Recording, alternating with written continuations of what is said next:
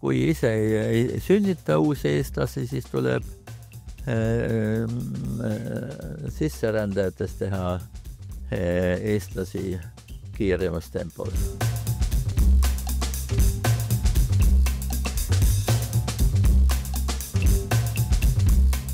Aga kas siis see Ameerika demokraatia on nii nõrgukene, et me räägime praegu alles mõned kuud pärast Trumpi valimist ja juba te ütlete, et siit paistab võib-olla ikkagi demokraatia katastroof? Need katsed algasid juba üle-eelmiste valimistega. No need katsed, aga nüüd käib nagu tegevus, eks ju? No valija, ütleme, neutraalsete valimisametnike väljasurumine algas juba 6 aasta eest. Siis, kui Biden presidendiks sai. Nii et see on süvenevas ja demokraatia on üks väga haruldane riigivorm. Sellega katsetati 2500 aasta eest ja see oli palju keerulisem kui ühe inimese valitsus või ütleme mitme inimese valitsus, aristokraatia või plutokraatia, mis tahes. Nii et see kadus ligi 2000 aastas demokraatia kadus jällegi ära. Ja nüüd on demokraatia on kestnud, uuesti tekkis 200 aasta eest.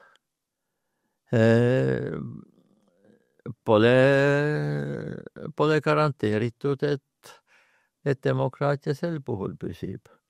Mina usun demokraatiasse ja katsun seda hoida, aga jõud selle vastu on väga tugevad. Miks peaks olema demokraatia vastu, kui te panete ennast nende kingadesse? Mis see argument on? Demokraatia ja õigusriik laiemalt nõuab väga palju seadusi ja regulatsioone. Ja need kasvavad aja jooksul, nii nagu juukseid kasvavad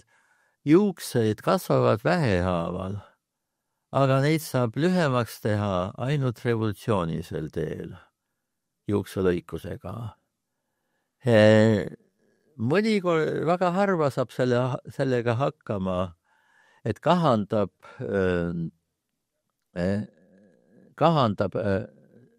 seaduste ja reeglite arvu mõistlikul määral.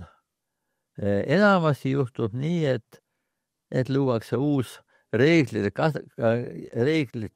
kahandamise komisjon ja oma tööd ta ei suuda reegleid kahandada, küll jääb ise ellu ja siis on üks komisjon jälle juures. Kas see siis häirib kuidagi? No see seob sedavõrd. Kui ma mõtlen,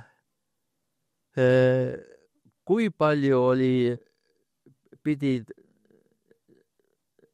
50 aastast Ameerikas täitma pabereid, et teha ükskõik mis, lisada majale mingisugune õhujahutus või kütte või midagi. Ja kui palju see pabereid täitma praegu? Kui pähe paberid pidi täitma Tartu Ülikoolis 30 aasta eest, isegi nõudaja oli vähem paberi täitmist, kui on praegu. Paberid mõnikord ainult ka elektrooniliselt.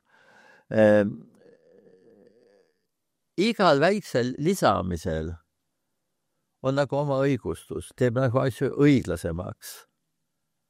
Aga lisab koormuse. Kas siis bürokraatia tapab demokraatia? Jah, ainult, et bürokraatia puudus tapab kah ja isegi diktatuurid lisavad, mida kauem nad kestavad, lisavad bürokraatiat.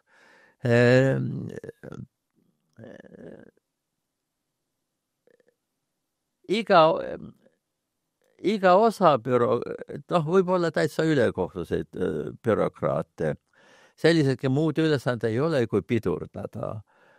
Korralik haldur, ma rääksin pigem bürokraat, on selline, kes otsib lahendusi.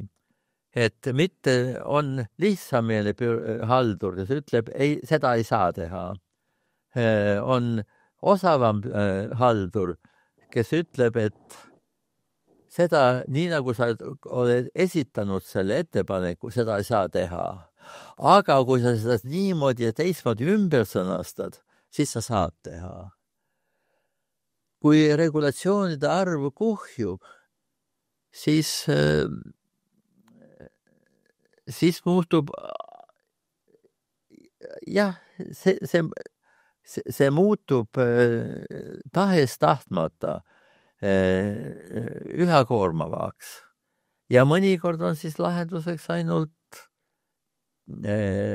kas mingisugune meelevaldne kahandamine, rikkudes õigusriigi põhimõtteid või süsteem vajub omaenda raskuse all kokku, ilma et keegi teda kokku lükkaks.